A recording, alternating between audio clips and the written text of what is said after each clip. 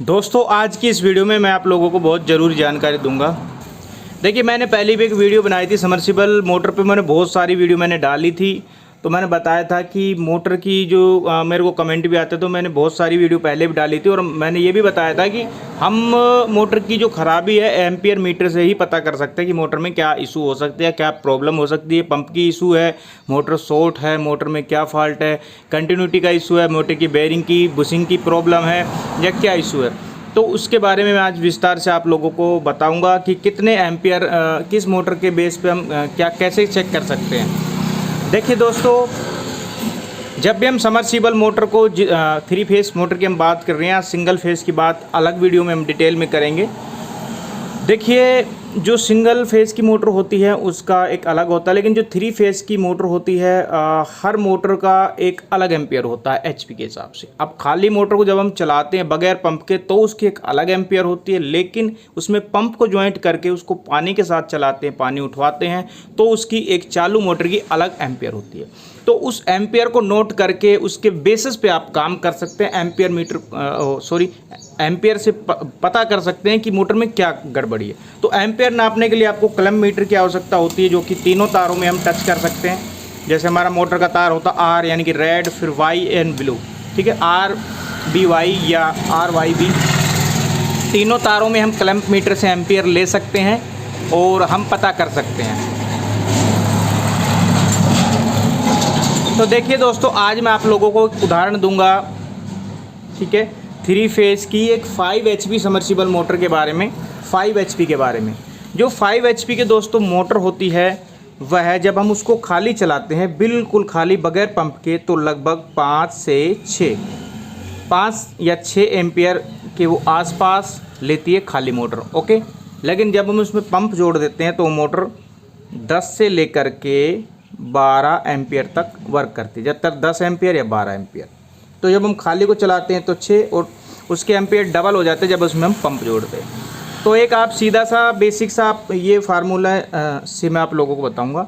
तो आप मान लीजिए पंप के साथ अगर एक मोटर चल रही है तो उसके आप मान लीजिए 10 एम्पियर वो मोटर लेनी चाहिए, ठीक है, 10 एम्पियर, 10 से 12 भी हो सकते हैं, अलग अलग ब्रांड पे उसके डाटा पे निर्भर होता है, थोड़ा थोड़ा वोल्टेज के ऊपर भी डिपेंड होता है।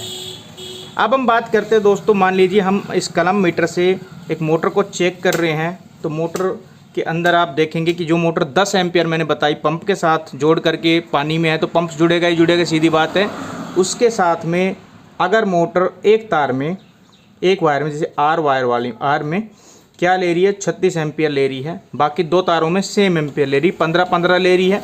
एक तार में वो कोई भी हो सकता है, आर भी हो सकता है, वाई भी हो सकता है, ब्लू भी हो सकता है, कोई भी हो सकता है। 2 तारों में सेम 15-15 के आसपास एम्पेयर ले रही है, एक में 36, 37 या 35 के आसपास एम्पेयर ले रही है।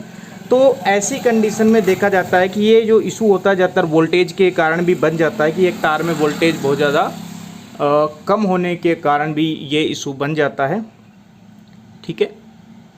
अगर आप वोल्टेज को तीनों को चेक कर ले, आर वाई बी अपने स्टार्टर के अंदर जो है तीनों को मल्टीमीटर से आप चेक कर ले, अगर तीनों में बराबर वोल्टेज आ रहे हैं, उसके बाद भी ये सिचुएशन हो रही है, कंडीशन हो रही है मोटर के अंदर 2 तारों में 15-15 जबकि 10-10 एम्पियर लेने चाहिए थे, लेकिन 15-15 ले रही है और यहाँ पे ज़्यादा एम्पियर ले रही है, एक तार में 36, 35, 37 के आसपास ले रही है।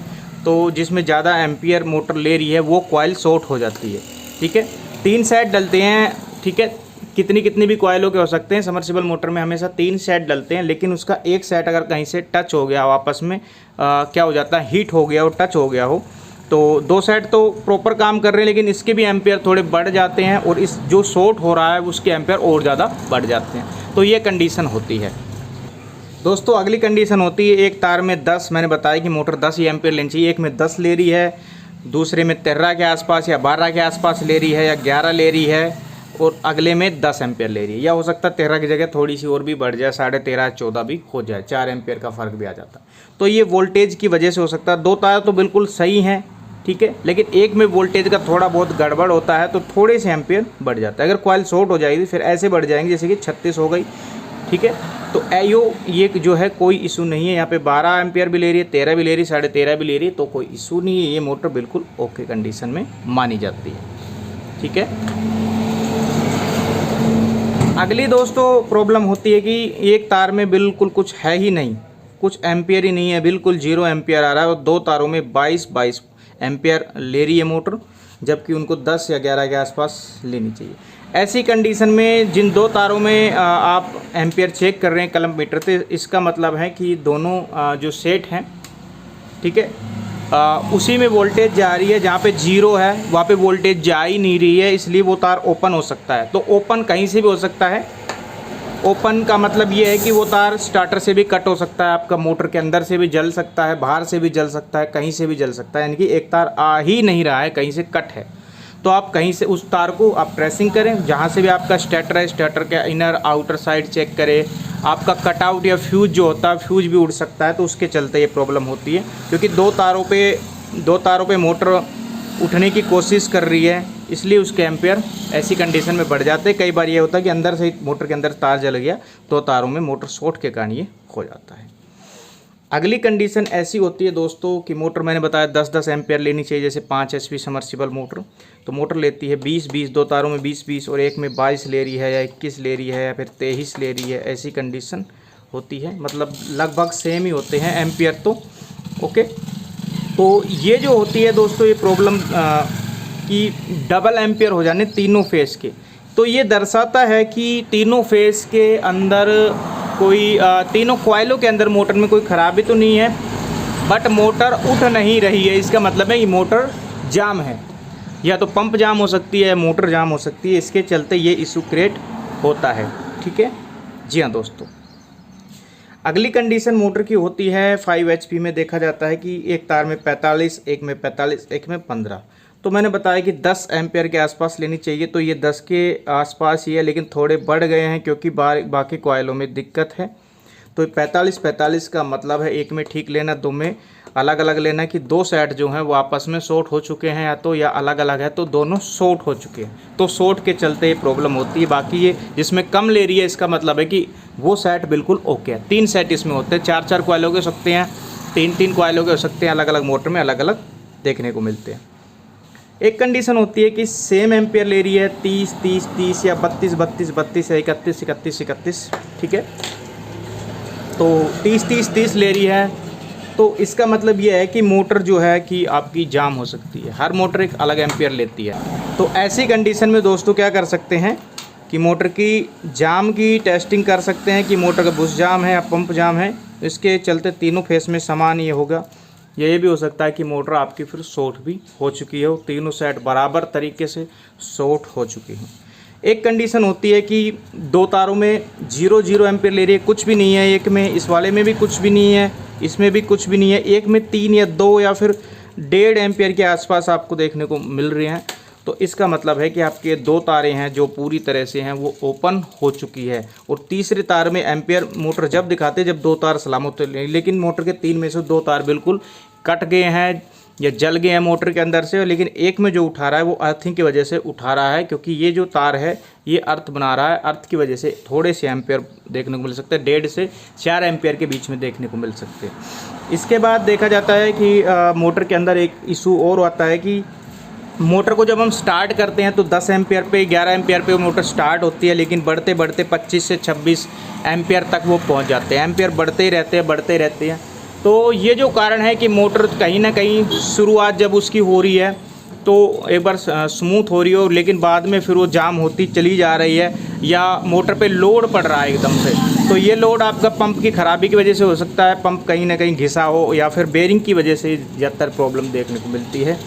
इसके बाद अगली जो कंडीशन होती है, देखा जाता है कि मोटर 5 तीनों फेसों में 5 कलम मीटर से चेक करने पर एम्पियर मिल रहे हैं, 6 के आसपास एम्पियर मिल रहे हैं, ठीक है, 5 HP की मोटर में।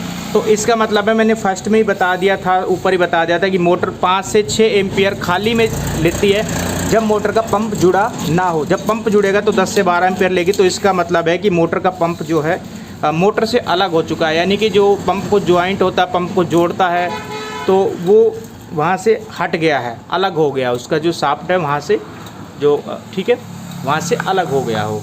तो खाली मोटर चल रही है, पंप चल नहीं रहा है, इसका मतलब ये है फिर सेम मोटर आपकी बिल्कुल सलामत है, लेकिन उस पंप का ख़राब वो टूट गया है।